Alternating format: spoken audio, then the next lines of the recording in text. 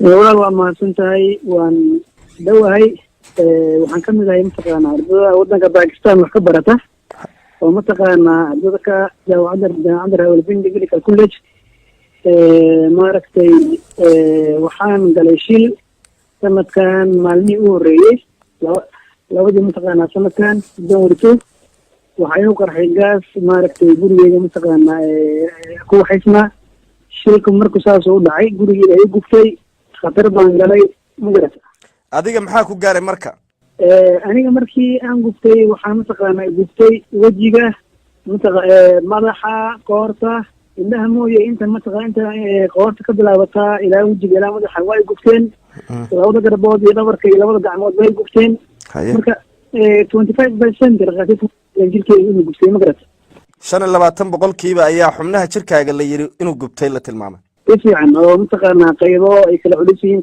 qaybo ilaa saadib waa tahay goormuu shilkaasi ahaa shilkaasi wuxuu dhacay labadii mataqaanaa bishaan aan ku jirnay January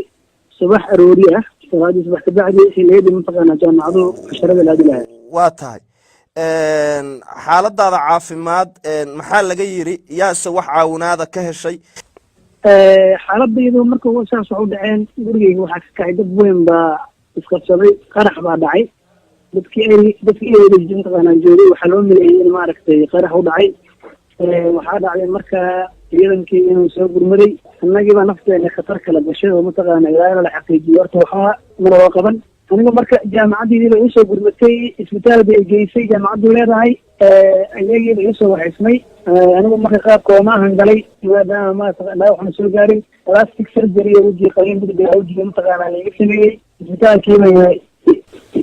degan magaaladu waa magaalo weyn aniga nin ardayga mataqaanaa arday ka oo degan Soomaalida ma degana ismaadaad ma waxaa dhaara Rawalpindi labada qof ku degan marka inii yar sida ila deganaada qaybiyo dadkii Soomaalida ay Soomaaliya jooga la hadlay adiga muddo dhowr saacadood kadib Soomaaliya timid marka jaamacadda gurmadka intiisay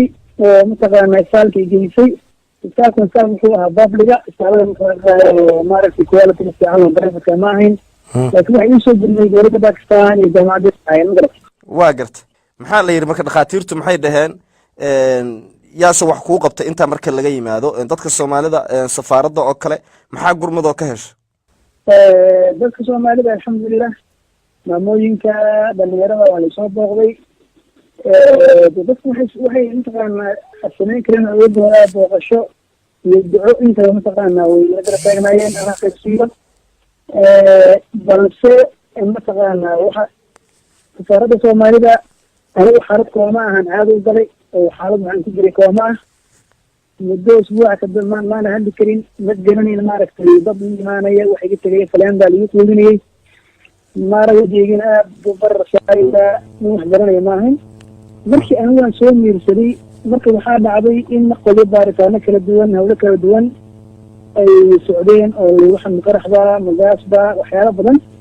marka waxaa dhacday in anigu markaan soo miirsaday dadkan ku wasbaaradda ii waca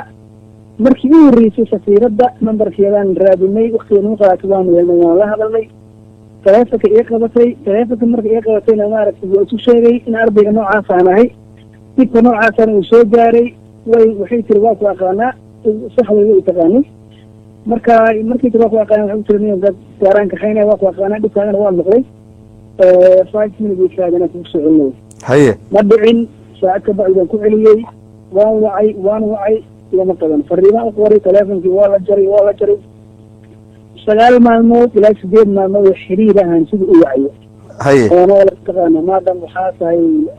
mas-uulkaygii qof Soomaaliyeed baa tahay calanka Soomaaliyeed baa haysaa maxaa kugu dhacay waa taleefanka iyo qadalaadahay miyaadan ahayn qofkii meeshii joogay dadkii qaranka Soomaaliya mataqaana u taagan maxaa dhacay ma lii jawaabin si fiican muddo ayaan arrinta ku soo aniga markaas ayaan go'aansaday in aan mataqaana ummadda la hadlo oo dowladda Soomaaliya codkeeda gaaro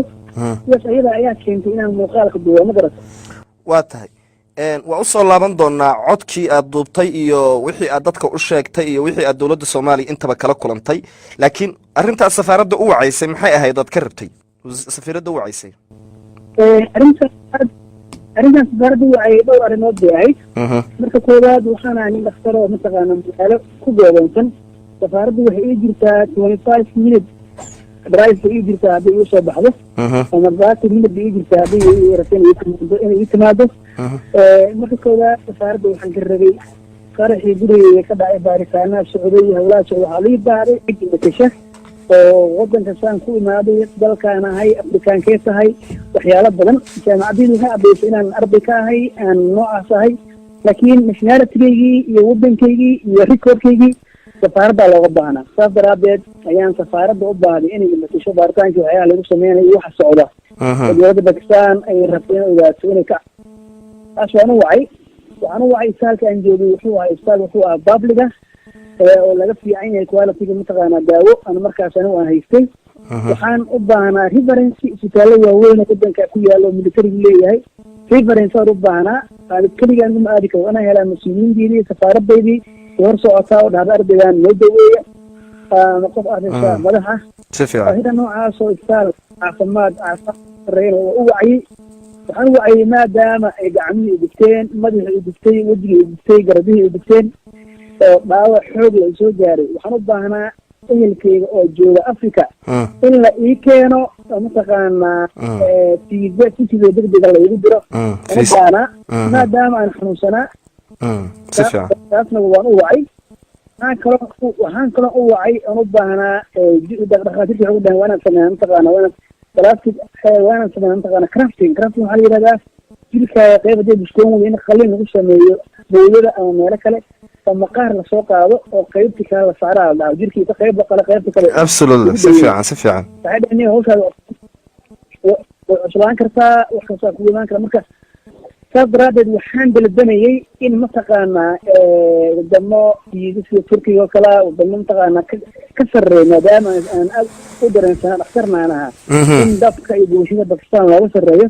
siida noocaas oo dadka wadanka banaankiisa ayaan u baahnaa arrinta aan dalbanayay ma ahayn arrin dalkaygu ama jaaliyadda bakistan iga caawin karta ma ahayn waa arrin u baahan safaarad iyo si fiican baan kuu fahmay si fiican baan kuu fahmay ditore si fiican baan kuu fahmay waxaad iiga warantaa marka videogii aad duubtay aad baad u cabatay dowladda soomaaliya haddii muuqaalkaasi uu gaaray ama fariintaada ay gaadhay cid kaala soo xiriirtay ma jirtaa cid mas-uula oo mataqaanaa maanta aan kuu magacaabi karo ama aan ku dhihi karo waa wasiir ama aan ku dhihi karo mataqaanaa waa hawsheeda aan hay-adoodahay ma jirto safaaradda soomaalida mucabashadeeda oo gaartay waxaan ku darayaa intaas waxaan videoga soo geliyey kowda habeennimo saq dhexe kowda iyo barka habeennimaan soo geliyey habeen axada oo subaxi uu axad yahay sunday night sundaydu wadankan lagama shaqeeyo safaarada lagama shaqeyso waxaan nasiib darro ahayd in 6 subaxnimo tiriha iska bacdi maalin axada safaaraddu ay soo saartay warqad been abuur ah nabasho ah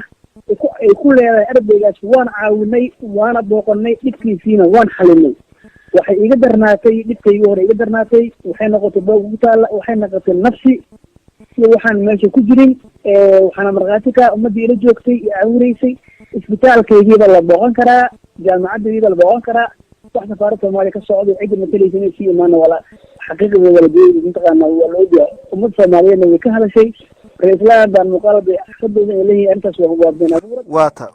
waa ta maxaad ugu dambayn kusoo gabagabaynaysaa oo aad ka codsanaysaa dowladda soomaaliya iyo madaxda qaranka ee soomaaliya maxaad ka codsanaysaa bacdama aad saas u dhiban tahay oo aad leedahay waxana safaaraddu ima qaban oo intaasoo duruufood bay haystay haddana way iga been abuurteen muxuu yahay marka gabagabadaada iyo codsigaaga u dambeeya codsiga u dambeeya iyo gabagabadeeda waa caddahay waxaan leeyahay anigu waxaana arday qarankiisa iyo waddankiisa inuu wax u barto bakistan u joogay dowladda bakistan ay waxbarasho siisay waxaan ka codsanayaa madaxdayda dhibkii aan la qaylinayay caafimaadkaygii xaaladaydii weli uu taagan yahay isbitaallo bareefadaan aadaa xaaladaydii caafimaad weli uu taagan tahay caafimaadkan maanta isbitaallo ka sarreeya wadamo ka waxaysan baan u baahanahay waxaan u baahanahay mataqaanaa in mataqaanaa dowladaydu maaragtay ila xiriirto ila hadasha ayaan u baahanahay waxaan aad mataqaanaa u arkaa dhibkayga inuu kasoo wareeyo usbuuc inuu kasoo wareeyo mataqaanaa maalmo ilaa haddana mataqaanaa dowladeydii aysan xiriir toos ila soo samayn gaar ahaan mataqaanaa ra-iisul wasaaraha madaxweynaha wasiirka goodax iyo wasiir cawad oo ayagu mataqana dadka ku xiriira ama ku shuqula mataqaanaa waxbarashadii ay mataqaana iyo arrimaha dibadda marka waxaan dadka ehelkaygaan codsanayay caafimaadkayga inay ka warqabaan caawin baan uga baahanay nooc kasta leh waa nasiib darro in wasiirka inuu mataqaana ra-isul wasaaraha uu ardada suugaan u gurmuday wax kasta la qabtay ilaa haddana mataqaana anagu aan ka hayn warseesahay ra-isul wasaarahaygii iyo madaxdayda ila soo xiriiriyey waxaan u sheegayaa maanta waxaa timi ra-isul wasaarayaal iyo madaxweyneyaal laakiin berri inay yihiin mataqaanaa dadka aad maanta ka aaminsan tihiin madaxda qaranka waxaan leeyahay markay iisan taariikhda ku noqonin waxaan leeyahay ummadiina nabadii nolol adinkaana barya xisaabtanka ra-isul wasaare khayr asagaa la taagnaa meel kasta oo ugu baarujiya hadla codkiina dheereeya musuq maasuqa la dagaalama waxeeya si fiican baan kuu fahmay marka waxaan doonaynaa isla xisaabtan waxaa safaaradeenu waa nagu sakrifashay looma sinna shaqadeeda looma sinna waxaa aragtida mataqaanaa madaxa safaaradda ma loo sinna wax kastoo noga baahano waa xiriiri iyo dhib bay nagu tahay wax kastoo noo fuudaaday mataqaana ayay nagu ciriirisay scholarshipkii Pakistan ee liigiisa friiga ahaaday $10,000 noo qaadataa $7,000 oo medicalka $4,000 oo mataqaana engineeringka 60 seat ayaa Soomaalida hadda ay heleen bishii ka horeysay 60 seat oo engineerna soo baxay calaa qof waxaa laga qaaday $4,000 balse arday waxaan haynaa jaamacadahooda laga qaatay ayagoo jaamacadihii jooga oo jaamacadihii diiwaan geliyey haddana siidadkoodii mataqaanaa dhib lagu hayo leeyahay